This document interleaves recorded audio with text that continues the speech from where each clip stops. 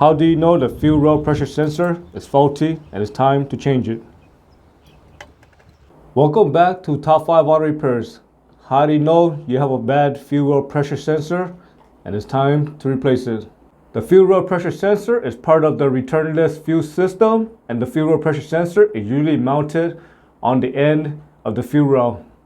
If you look at the connection for the fuel rail pressure sensor, you're going to see 3 wires. They're going to be the ground, power, and signal wire.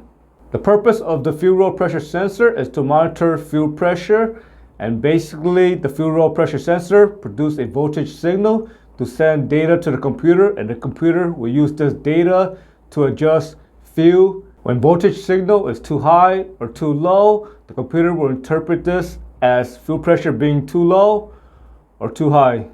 When fuel pressure is off, this will definitely trigger the check engine light, and you will get a fault code such as P0190 to P0194. Basically, these are going to be circuit low and circuit high codes. If you are getting this fuel rail pressure sensor code, by now you probably experienced some sort of symptoms. For example, the first common symptom you're going to notice is going to be very poor gas mileage.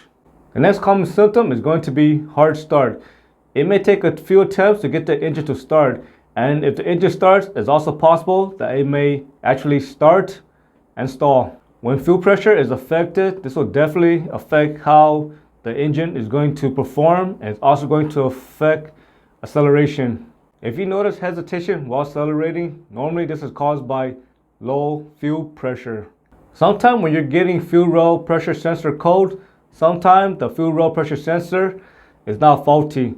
Actually, sometimes a failing fuel pump can actually affect how the fuel rail pressure sensor is going to function. There are 3 main reasons why fuel rail pressure sensor fail. And number 1 reason is going to be normal wear and tear. Number 2 is going to be contaminant inside the fuel system, such as dirt. And number 3 is going to be brittle connection and wire caused by constant exposure to engine heat.